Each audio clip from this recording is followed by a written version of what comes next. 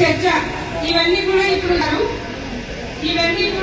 ఇక్కడికి వచ్చిన ముఖ్య అతిథులందరూ కూడా వాటన్నిటి ఇప్పుడు ఆవుతులందరికీ ఒక చిన్న రిక్వెస్ట్, సమయం తక్కువగా కూడా నంద్యాల జిల్లా అధ్యక్షులు రాంభూపాల్ రెడ్డి అన్న గారికి, ఎంఎక్స్ ఇసాక్ పాషా గారికి, మరియు విజయమ్మ గారికి, శశికళారెడ్డి గారికి, సుజాతమ్మ గారికి,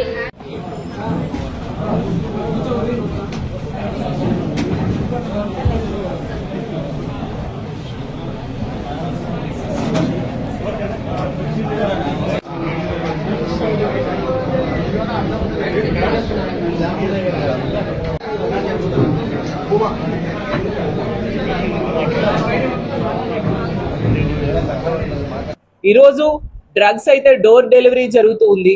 గంజాయి హోంమంత్రి గారి సొంత నియోజకవర్గం మీదుగా రవాణా జరుగుతూ ఉండే పరిస్థితి. ఆవిడ చూస్తే ఆ పిఏలు ఇప్పుడు పశువుల రవాణా వెహికల్స్ దగ్గర కూడా లంచాలు పిఏల ద్వారా తీసుకుంటూ ఉండే పరిస్థితి. ఇసుక మాఫియాల దగ్గర, అలాగే పేకాట క్లబ్బుల దగ్గర పిఏలని పెట్టుకొని లంచాలు వసూలు చేస్తూ ఉండే హోంమంత్రి గారు మహిళల రక్షణ పూర్తిగా గాలికి వదిలేశారు. అలాగే రాజకీయ మహిళా హోంమంత్రి గారి విషయం అయితే మరి చెప్పనే అవసరం లేదు. మాట్లాడితే జగనన్నని తిడుతూ, జగనన్నని చాలా అసభ్యంగా మాట్లాడుతూ ఆవిడ ప్రెస్ మీట్లు పెడుతూ ఉంటారు. కానీ ఆమె బాధ్యత అయిన మహిళల రక్షణ, ప్రజల రక్షణ అనేది ఏమాత్రం పట్టించుకోని పరిస్థితి మనం చూస్తూ ఉన్నాము. అలాగే లోకేష్ గారు మహిళల భద్రత కోసం ట్వీట్స్ పెడుతూ ఉంటారు. మరి ట్వీట్స్ కే పరిమితం తప్ప చేతల్లో మాత్రం మహిళల రక్షణ ఎక్కడా కనిపించని పరిస్థితి మనం చూస్తూ ఉన్నాం. అసలు కేంద్ర ప్రభుత్వం హోంశాఖ నివేదికలో ఈ రాష్ట్రంలో ఉన్న పోలీసుల పనితీరులో తీసుకుంటే అన్ని రాష్ట్రాల్లో చూసుకుంటే 36వ స్థానానికి మన ఆంధ్రప్రదేశ్ రాష్ట్రం దిగజారిపోయింది. అంటే ఉన్న రాష్ట్రాలు, కేంద్ర పాలిత ప్రాంతాలు కలిపితే 36 ఉంటే చిట్ట చివరి స్థానానికి దిగజారిపోయింది. బిఎన్ఎస్ మీ అందరికీ తెలుసు, వైఎస్ఆర్ కాంగ్రెస్ పార్టీ పోరాటాల నుంచి పుట్టిన పార్టీ. ప్రతిపక్షంలో ఉండేటప్పుడు ప్రజల తరపున పోరాటం చేస్తుంది, అధికారంలో ఉండేటప్పుడు ప్రజల సమస్యలు తీర్చడానికి జగనన్న ఎంతగానో ఆ రోజుల్లో 5 ఏళ్ళు కూడా కష్టపడి పనిచేశారు. అందులో భాగంగా ఇప్పుడు ప్రతిపక్షంలో ఉన్నాం కాబట్టి మహిళల విషయం తీసుకుంటే చంద్రబాబు నాయుడు గారు ఎన్నికల టైంలో ఎన్నో హామీలు ఇచ్చారు. ఏ ఒక్కటి కూడా 22 నెలలైనా కూడా ఏ ఒక్కటి కూడా అమలు చేయని పరిస్థితి మనం చూస్తూ ఉన్నాము. అందులో ఇచ్చిన హామీల్లో ఎక్కువగా మహిళలకు ఇవ్వడం జరిగింది. అవేవి కూడా ఈ రోజు అమలు చేయని పరిస్థితులు ఈ రాష్ట్రంలో ఉన్నాయి. అలాగే మహిళల రక్షణ ఈ రోజు చంద్రబాబు నాయుడు గారు ముఖ్యమంత్రిగా ఉన్న ఈ కూటమి ప్రభుత్వం గాలికి వదిలేసింది. దాంతో అడుగడుగునా మహిళలు చాలా ఇబ్బందులు పడుతూ ఉన్నారు. కాబట్టి ఆ అకాడమిక్ ఇయర్ తాలూకా డేటా విడుదల చేశారు. 70% బీర్ల వినియోగం ఈ రాష్ట్రంలో పెరిగిందంట. అలాగే 15% మద్యం వినియోగం పెరిగింది. ఇంకా ఎంత దారుణంగా మద్యం ఏరులై పారుతూ ఉంటే దానికి బానిసై ఇలాంటి అఘాయిత్యాలు, హత్యలు పెరిగిపోతూ ఉండే పరిస్థితి మనం చూస్తూ ఉన్నాం. ఈ రోజు రాష్ట్రంలో ఎక్కడ చూసినా మద్యము, డ్రగ్స్, గంజాయి విడిగా దొరుకుతూ ఉండే పరిస్థితి. సాక్షాత్తు తెలుగుదేశం పార్టీ ఎంపీఏ డ్రగ్స్ తీసుకుంటూ దొరికిపోయినా కనీసం చర్యలు తీసుకోవట్లేదు వీళ్ళు.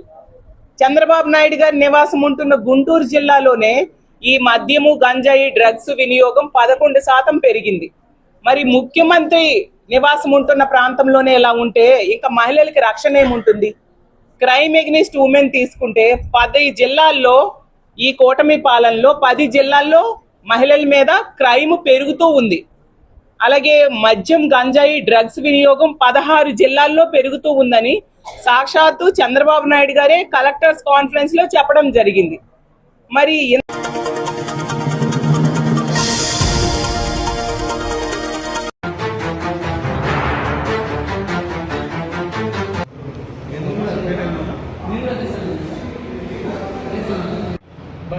మండలంలోని జీసీ పాలనలో నాకు కేటాయించారు.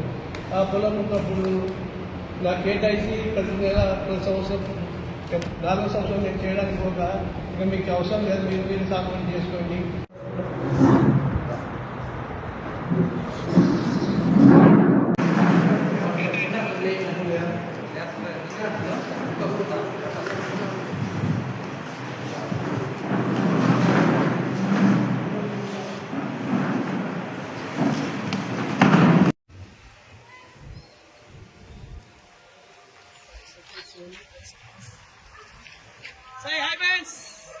వేరే వాళ్ళకి ఇస్తున్నారు, నువ్వు ఎందుకు చేసుకోవడం లేదు నాకు కనీసం చెప్పని కూడా చెప్పలేదు. అదే మా బాబుది బాబు పెళ్ళి ఫస్ట్ వరకు కానీ మా సర్టిఫికేట్లో ఏం పెట్టాను, ఫస్ట్ వైఫ్ స్థానాన్ని పెట్టాను, సెకండ్ వైఫ్ అని పెట్టాను. ఆ అమ్మాయి వాళ్ళ కొడుకులు ఇద్దరు ఉంటే వాళ్ళే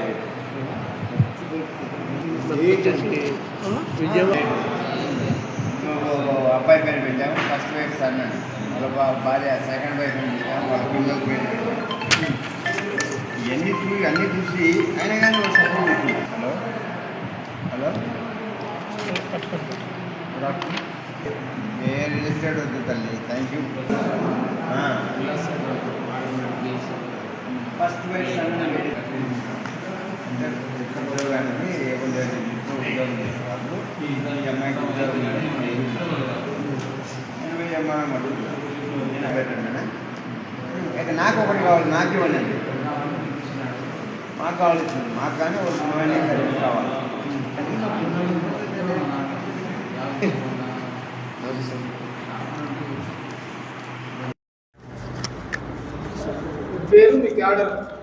గౌరవనీయులైన పత్రికా విలేకరులకు, మీడియా స్టాఫ్కు, తర్వాత అన్ని ఛానల్స్ వారికి నా యొక్క ప్రత్యేక వందనాలు. ఈరోజు ప్రెస్ మీట్ పెట్టడానికి ముఖ్య కారణము, నేను ఈఎస్పి వరప్రసాదరావు, నేను నంద్యాలలో ఉంటున్నాను. నేను ప్రస్తుతం 1984వ సంవత్సరము ఇండియన్ ఆర్మీ జాయిన్ అయి ఉన్నాను. తర్వాత 1999లో కార్గిల్ వార్ అటెండ్ చేసి 2001లో నేను రిటైర్ అయి వచ్చినాను. అప్పుడు తెలుగుదేశం ప్రభుత్వము నాకు 3.5 ఎకరాలు బండత్ముకూరు మండలంలోని జీసీ పాలెం యందు నాకు కేటాయించారు. ఆ పొలంకు అప్పుడు నాకు కేటాయించి ప్రతి సంవత్సరం టెంపరరీ పట్టా కింద చేసుకోమని చెప్పారు. ప్రతి సంవత్సరం నేను చేసుకుంటా ఉన్నాను. 4వ సంవత్సరం నేను చేయడానికి పోగా, ఇక మీకు అవసరం లేదు, మీరు సాగుబడి చేసుకోండి, అది ఎటువంటి అభ్యంతరం లేదు, కానీ దీని మీద వచ్చేసి రిజిస్ట్రేషన్ కాదు, మీరు బతికినంతకాలం మీరు చేసుకోవచ్చు అని నాకు ఆర్డర్ పాస్ చేశారు. తర్వాత నాకు తెలియకుండానే వేరే వారికి అది హ్యాండ్అవుట్ చేసి ఇప్పుడు దాన్ని వేరే వారు ఆక్రమించి ఆ పొలాన్ని స్వాధీనం చేసుకున్నారు. అదే నేను ఎంఆర్ఓ గారికి కూడా నేను అప్లికేషన్ పెట్టి ఉన్నాను. ప్రాబ్లం ఇది మేడం, నేను వచ్చేసి ఇంతకాలం అంతా సర్వీస్ చేసి వచ్చిన తర్వాత నాకు తెలుగుదేశం ప్రభుత్వం నాకు 3.5 ఎకరాలు కేటాయించినా కానీ ఆ భూమి వేరే వాళ్ళు స్వాధీనం చేసుకున్నా కానీ మేము కలెక్టర్ ద్వారా, జాయింట్ కలెక్టర్ ద్వారా, ఎంఆర్ఓ కానీ, ఆర్డీఓ కానీ, తర్వాత విసుగు చెంది నేను మళ్ళా గ్రీవియస్ ప్రజా సమస్యల పరిష్కార వేదే విజయవాడకు వెళ్ళి ఉన్నాను.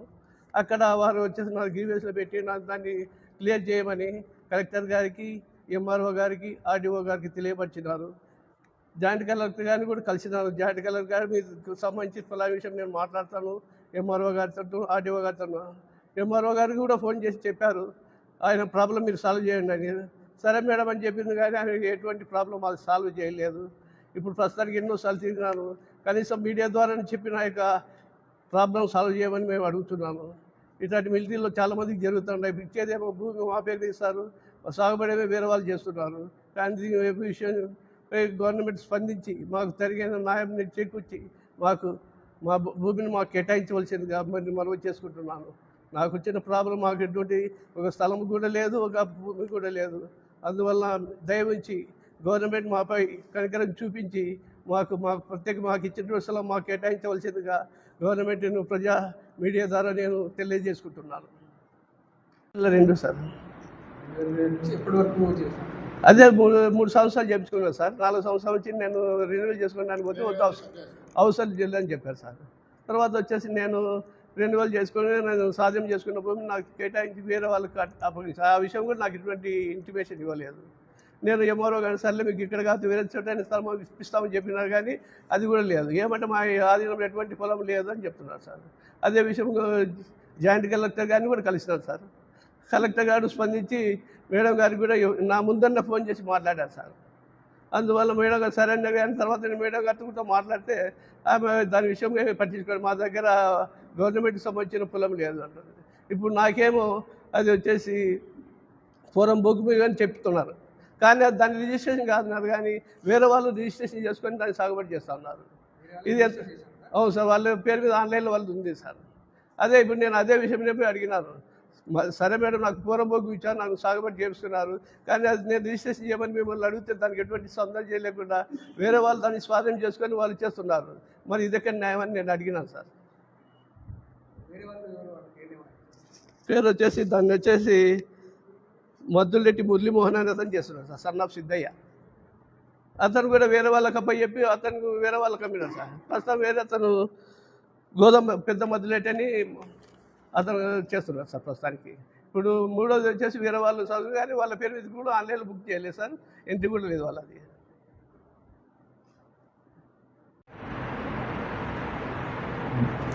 నమస్తే. ఈరోజు మాజీ నంద్యాల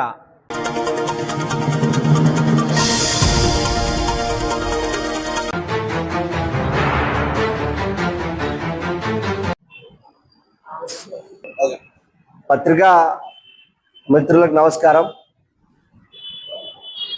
నంద్యాల జిల్లా ఏర్పడి ఏప్రిల్ 2వ తేదీకి 4 సంవత్సరాలు అయినటువంటి కాలం పూర్తి అయింది. అయితే ఇందులో అప్పటి ప్రభుత్వం వైఎస్ఆర్ కాంగ్రెస్ పార్టీ ప్రభుత్వం జగన్మోహన్ రెడ్డి నాయకత్వాన నూతన జిల్లాలని ఉన్నటువంటి పార్లమెంటు నియోజకవర్గాలను జిల్లా కేంద్రాలుగా ప్రకటించడం జరిగింది. అందులో నంద్యాల జిల్లా కూడా ప్రకటించారు. ఇది నంద్యాల జిల్లా ప్రకటించేటువంటి సమయంలోనే వైఎస్ఆర్ కాంగ్రెస్ పార్టీ అధికారంలో ఉంది కాబట్టి అప్పుడు తాత్కాలికంగా ఆ రోజు ఉన్నటువంటి పరిస్థితుల్లో కలెక్టర్ కార్యాలయాలు కానీ లేదా అనేక జిల్లా ఎస్పీ జిల్లా ప్రభుత్వ కార్యాలయాన్ని కూడా ఆర్ఎన్ఆర్ఎస్ఎల్ దాంట్లో ప్రోగ్రాంలో ప్రారంభించారు. అయితే ఈరోజు మళ్ళీ తెలుగుదేశం పార్టీ కార్యాలయానికి సంవత్సరానికి 1000 రూపాయలు 2 ఎకరాల భూమిని ఈరోజు ఒక జీవో తీసుకుని వచ్చి ఆ జీవో ద్వారా ఈరోజు నూనెపల్లె మార్కెట్ యార్డులో ఉన్నటువంటి విలువైనటువంటి రైతుల భూమిని తెలుగుదేశం పార్టీ కార్యాలయానికి కేటాయించింది. అప్పుడేమన్నారు, ఆ ప్రభుత్వంలో ఉన్నటువంటి వైఎస్ఆర్ కాంగ్రెస్ పార్టీ ప్రభుత్వంలో ప్రభుత్వ మెడికల్ కాలేజీలో స్థలంలో వాళ్ళు సపరేట్ జీవో తీసుకుని వచ్చి వాళ్ళు 2 ఎకరాలకు తీసుకున్నారు. ఇప్పుడున్నటువంటి మంత్రి గారు ఫరూక్ గారు ఆ రోజు అధికార పార్టీ దుర్వినియోగానికి పాల్పడతా ఉంది. సైంటిస్టులకు క్వార్టర్స్ గా ఉండేటువంటి స్థలాన్ని తీసుకుని వచ్చి ఈరోజు వైఎస్ఆర్ కాంగ్రెస్ పార్టీ కార్యాలయానికి మీరు జీవో తీసుకొచ్చి అక్రమంగా చేసుకున్నారన్నారని ఆ రోజు మీరు ప్రశ్నించారు. మళ్ళీ మీరు చేసింది ఏముంది? ఇప్పుడు మీరు కూడా విలువైన టౌన్ లో ఉన్నటువంటి భూముల్ని, పక్కన నడిబొడ్డులో ఉన్నటువంటి భూముల్ని ఎకరా 83,000 రూపాయలు, సంవత్సరానికి 1000 రూపాయలు, ఇది ఎంత చౌకగా ఉంది. ఈరోజు నంద్యాల పట్టణంలో దీని ఒక ప్రధానమైనటువంటి హాట్ టాపిక్ గా తీసుకుపోతున్నారు. మేము సిపిఐగా తెలియజేస్తా ఉన్నాం, ఏ పార్టీ అధికారంలో ఉంటే ఆ పార్టీ విలువైన భూములు మీ పార్టీ కార్యాలయాల మీద తీసుకోవడం ఇది ఎంతవరకు సబబు? దొంగలే దొంగ అనేటువంటి పరిస్థితి ఉంది. ఆ రోజు వాళ్ళు చేసింది మీరు తప్పన్నారు కదా. సీనియర్ మంత్రిగా ఉండి ఎన్నో సంవత్సరాల రాజకీయ అనుభవం ఉన్నటువంటి మంత్రి ఫరూక్ గారు ఆ రోజు శిల్పా రవిచంద్ర కిషోర్ రెడ్డి చేసింది తప్పు, మేము మా పార్టీ ప్రభుత్వం చేసింది కరెక్ట్ అని చెప్పిన ఆయన ఈరోజు మీరు అధికారంలోకి వచ్చిన తర్వాత మీరు దీన్ని నడిబొట్టున తీసుకోవడం ఎంతవరకు కరెక్ట్? దీనిపైన పునరాలోచించాలని చెప్పి తెలియజేస్తా ఉన్నాం. స్పష్టంగా ప్రభుత్వం అన్ని రాజకీయ పార్టీలకు, మీ తెలుగుదేశం పార్టీ కాదు, ఈరోజు తెలుగుదేశం పార్టీ అధికారంలో ఉన్నప్పుడు ఒక రకంగా, తెలుగుదేశం పార్టీలో లేనప్పుడు ఒక రకం కాదు, స్టేట్ వైడ్ గా మా పార్టీ సిపిఐ కూడా జిల్లా విభజన అయిన తర్వాత మాకు కూడా కలెక్టర్ గారికి సిసిఎల్ డిపార్ట్మెంట్ రెవెన్యూ శాఖ నుంచి సపరేట్ గా నూతన జిల్లాలకి పార్టీ కార్యాలయాలు పెట్టుకోవడానికి ఒక జీవో కూడా ఇచ్చింది. ఆ జీవోని కలెక్టర్ గారికి ఇచ్చాం. కలెక్టర్ గారు ఆర్డీఓ గారికి, రెవెన్యూ తహసీల్దార్ గారి ద్వారా ఏమని చెప్పారు. కానీ మీ కార్యాలయం, మీ గవర్నమెంట్ ఉంది కదని ప్రజలకు సంబంధించినటువంటి విలువైన ఆస్తుల్ని, ఈరోజు రైతులకు సంబంధించిన విలువైన ఆస్తులు, అది ఇప్పటికే నంద్యాల నూనెపల్లి మార్కెట్ యార్డులో ఉన్నటువంటి స్థలము 2.5 ఎకరాల స్థలము, అది బెక్కం రామ్ సుబ్బారెడ్డి అనేటువంటి వ్యక్తి, యాలూరుకు సంబంధించినటువంటి వ్యక్తి ఆ వ్యక్తి ఇప్పటికే కోర్టుకు కూడా పోవడం జరిగింది. దాని మీద అలాంటి వివాదాస్పదమైన విలువైనటువంటి భూముల మీద తీసుకుని వచ్చి ఈరోజు ప్రత్యక్షంగా ప్రజా సమస్యలు ఎన్ని ఉన్నాయి, ఆ ప్రజా సమస్యల మీద ఒక్కరు కూడా ప్రశ్నించేటువంటి పరిస్థితి లేదు. ఈరోజు తాగడానికి నీళ్లు లేవు, లేదా ఈ నంద్యాల టౌన్ లో వేలాది మందికి ఇళ్ల స్థలాలు లేక అద్దె ఇళ్లలో జీవనం సాగిస్తా ఉన్నారు. మీ ప్రభుత్వం చెప్పింది, ఆ ప్రభుత్వం చెప్పినటువంటి మాటని మీరు నిలబెట్టుకోవాలని మేము ఈరోజు మంత్రి గారికి చేస్తా ఉన్నాం. పేదవాడికి 2 సెంట్ల స్థలం ఇచ్చి 4 లక్షల రూపాయలు ఇవ్వడానికి చేతగానటువంటి వాళ్ళు మీరైతే 83 ఎకరా 83 నెలకి 83 రూపాయల లెక్క 33 ఎకరాల సంవత్సరాల పాటు లీజు తీసుకున్నారు. 386/1 సర్వే నెంబర్ లో 50 సెంట్లు 300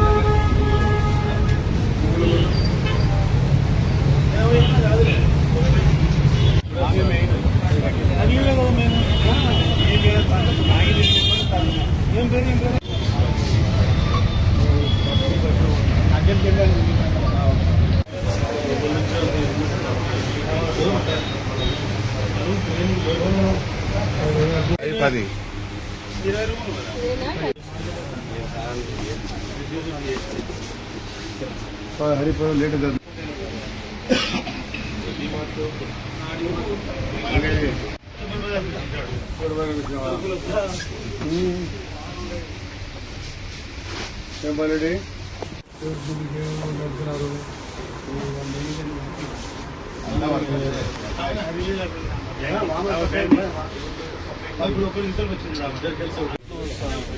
ఎక్స్పైరీ డేట్లు అయితేనే కదా 26 డిసెంబర్ దాకా ఉంటుంది. 3 వారాలు ఉందంటే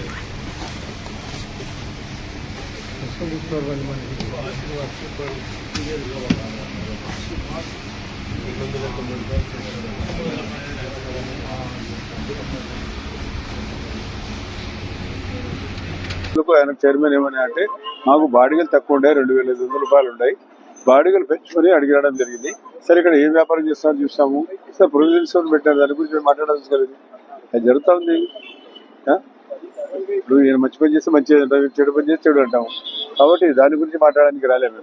అలా వాళ్ళు అమ్ముకుంటారు, వ్యాపారం పెట్టినాడు. ఎవరు శిల్పామోహన్కి సంబంధం లేదు, శిల్ప నారాయణమోహన్ రెడ్డి కొడుకు సంబంధం లేదు. ఎందుకు ఆయన పేరు చెప్తున్నారు? పాపం ఆయన రాజకీయాలు ఉన్నాడు, చెడు పేరు తీసుకొచ్చి పెట్టున్నారు. ఆయన పేరు మీద ఎవరు తీసుకొచ్చి పెట్టుకున్నాడు, ఆయన కడుతున్నారు. వీళ్ళు ఆయన మాకు బాడీ తక్కువ ఉంది, 2,500 రూపాయలు ఉన్నాయి షాపుకు.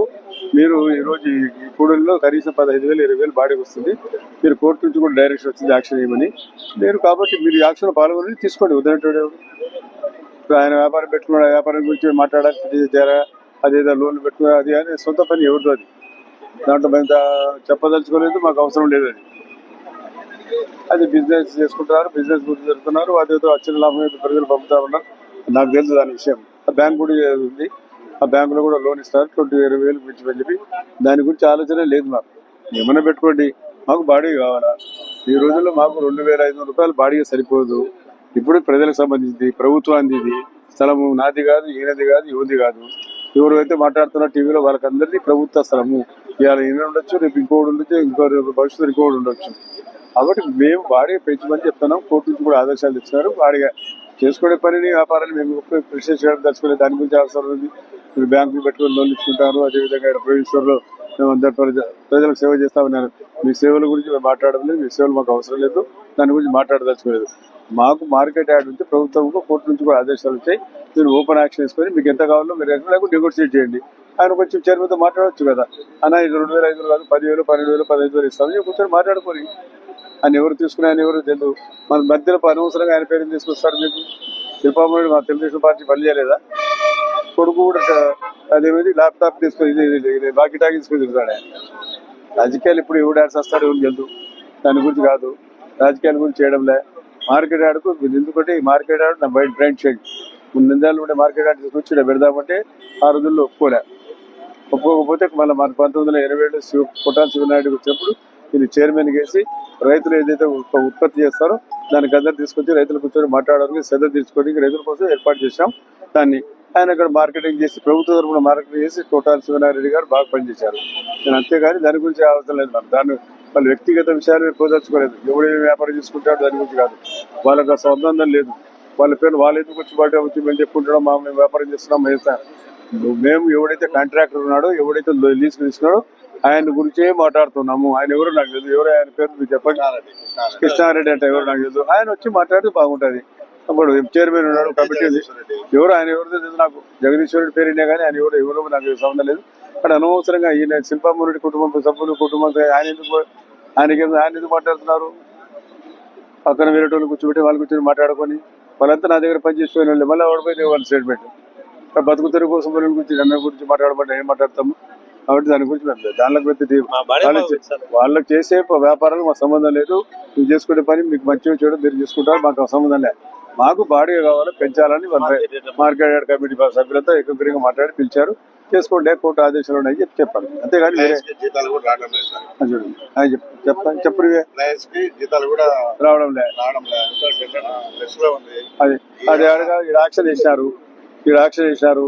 ఎంత పోయింది మార్కెట్ యార్డ్కి ఎంత వచ్చింది? అది 35,000. మీరే లాస్ట్ లో 35,000 వచ్చింది. మీరే ఆలోచన చేసి చెప్పండి. మీడియా వారు కాబట్టి దాని గురించి మీరే ఆలోచన చేసి దాంతో పాటు మాట్లాడండి. చైర్మన్తో శత్రువు కాదు కదా. కానీ మనకి శత్రువా? నేను శత్రువు కాదు, మీరు శత్రువు. రాజకీయాలు ఉండొచ్చు, నువ్వు తెలుసా నేను తెలుసా. కానీ మీకు ప్రభుత్వానికి లాభం రావాలా. ప్రభుత్వంతో సంబంధించింది ఇది, ప్రభుత్వానికి సంబంధించిన గోడౌన్ ఇది మార్కెట్ యార్డ్ అనేది. అటు దానికి ఎట్లా ఇంప్రూవ్ వాళ్ళకు ఇప్పుడు ఇందాక చెప్పాడు మిర్చి గోడౌన్లకు రాకుండా ఇక్కడికి మార్కెట్ రాకుండా గోడౌన్లు పెట్టుకుంటారని. దాన్ని కూడా విజిలెన్స్ అధికారులు రైట్ చేసి గోడౌన్లు పెట్టకుండా రైతులు తీసుకొచ్చి పెట్టాలా, ఇక్కడ సెస్ కట్టాలా, ఇవన్నీ సమస్యలు ఉండేది. ఆ సమస్యల గురించి మాట్లాడడానికి ఇప్పుడు వచ్చినాము. Okay, thank you.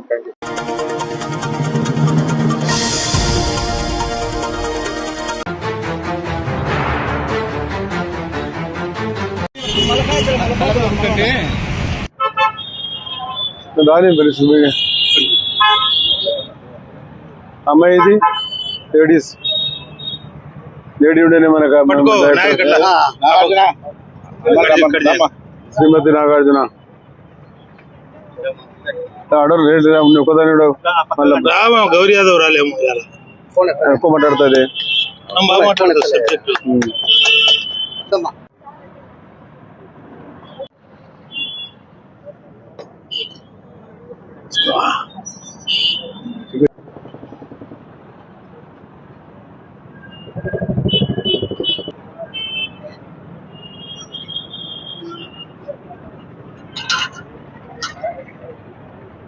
Market yard chairman గారు చలివేంద్ర ఎందుకంటే ఎండలు ఎక్కువ ఉన్నాయి కాబట్టి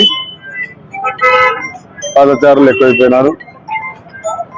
బాగా ఎండ ఉండడం వల్ల ఆయన మార్కెట్ యార్డ్ కమిటీ తరఫు నుంచి వాళ్ళు ఇక్కడ చలివేంద్ర ఏర్పాటు చేశారు. ప్రజలకు తాగడానికి నీళ్లు కావాలి, వ్యవసాయ కాలం కాబట్టి ఎండలు విపరీతంగా ఉన్నాయి. దాన్ని దృష్టిలో మంచి పని చేశాడు. అంతకు ముందు ఏముంది, చలివేంద్రలు అవసరం ఉంది. పాత రోజులు కుండలు పెట్టేవాళ్ళు, కుండలు పోయినాయి. బోర్ వాటర్ రిఫ్రెష్ చేసి ఈ రోజు తీసుకొచ్చేయడం పెట్టి ప్రజలకు అందజేయడం జరిగింది. దాని గురించి మాట్లాడడం మంచి పని చేస్తున్నాడు చైర్మన్ గారు వాళ్ళ కమిటీ చెప్పి తెలియజేసుకుంటున్నారు.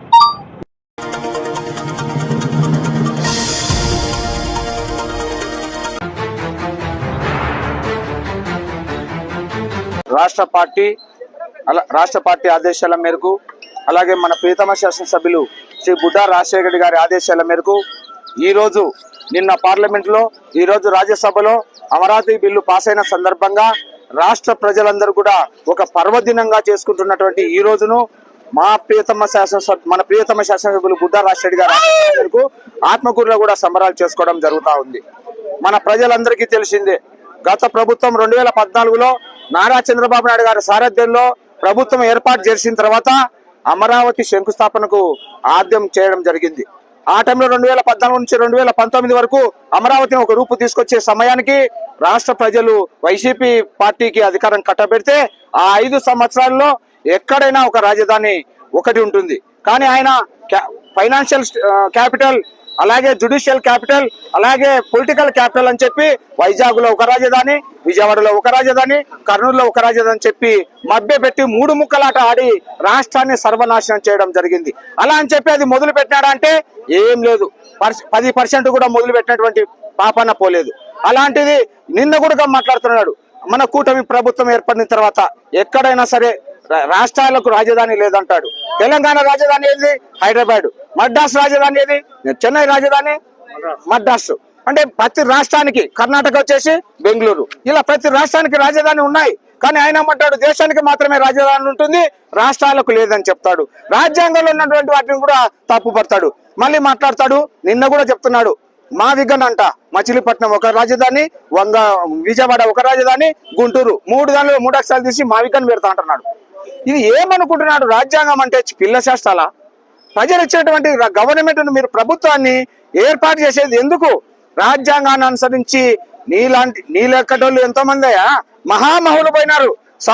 దేశానికి స్వాతంత్రం తెచ్చినటువంటి మహానుభావులు, మీలాంటి మహానుభావులు వస్తారని చెప్పి రాజ్యాంగాన్ని రచించిపోయారు. లేకపోతే నీ సొంత రాజ్యాంగం కాదు ఇది. ఆ రాజ్యాంగం ప్రకారమే నడుచుకుంటున్నాం. రాజ్యాంగాన్ని తిరగరాస్తా అంటున్నాడు. పార్లమెంటులో, రాజ్యసభలో బిల్లు ప్రవేశపెట్టి ఈ రోజు అమరావతి చట్టబద్ధత చేసినటువంటి చరిత్ర కూటమి ప్రభుత్వానికి నారా చంద్రబాబు నాయుడు గారు, అలాగే జనసేన పవన్ కళ్యాణ్ గారు, నరేంద్ర మోడీ గారి సారథ్యంలో ఉన్నటువంటి బీజేపీ ప్రభుత్వం, ఈ 3 కూడా రాష్ట్ర అభివృద్ధి కోసం ఎంత తప్పిస్తున్నారో రాష్ట్రానికి అమరావతి కూడా అంతే ఇంపార్టెంట్. ఇతర దేశాల నుంచి పెట్టుబడులు రావాలంటే ముఖ్యంగా ఒక దేశం ఒక రాష్ట్రంలో క్యాపిటల్ ను చూస్తారు, అక్కడ ఉన్నటువంటి వసతులను చూస్తారు. అలాంటి సర్వ వసతులు ఏర్పాటు చేసి ఈ రోజు పార్లమెంటులో, రాజ్యసభలో అమరావతి బిల్లును ప్రవేశపెట్టడం జరిగింది. ఈ బిల్లును ప్రవేశపెట్టడానికి అందరూ పార్టీలు, దేశంలో ఉన్నటువంటి రాజకీయ పార్టీలు అందరూ సపోర్ట్ చేస్తే మన రాష్ట్రంలో ఉన్నటువంటి ప్రభుత్వాన్ని ఏర్పాటు చేసి అధికారాన్ని అనుభవించేటువంటి జగన్మోహన్ రెడ్డి గారి వైసీపీ బాయ్కాట్ చేస్తుంది. ఎంత సిగ్గుచేటైనటువంటి విషయం. ఇతర రాష్ట్రాల్లో ఉన్నటువంటి ప్రభుత్వాలు రాష్ట్రానికి క్యాపిటల్ ఇంపార్టెంట్ రా నాయన అని చెప్పి వాళ్ళే మద్దతు ఇస్తే మన రాష్ట్రంలో ఉన్నటువంటి పార్టీ బాయ్కాట్ చేస్తే ఎంత దారుణమో మీరు ఆలోచించాలి. ఇదందరూ కూడా రాష్ట్రంలో ఉన్నటువంటి మేధావులు, పెద్దలు, రాజకీయ నాయకులు, ఇతర రాష్ట్రాల్లో ఉన్నటువంటి వాళ్ళందరూ ఆలోచించాల్సినటువంటి విషయం ఇది.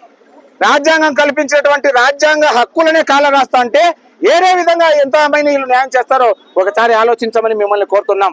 సోదరులారా, ఈ రోజు ఆంధ్రప్రదేశ్ కు అమరావతిని చట్టబద్ధత కల్పించినటువంటి నారా చంద్రబాబు నాయుడు గారికి, అలాగే బీజేపీ పవన్ కళ్యాణ్ గారికి, నరేంద్ర మోడీ గారికి, దేశంలో అంటే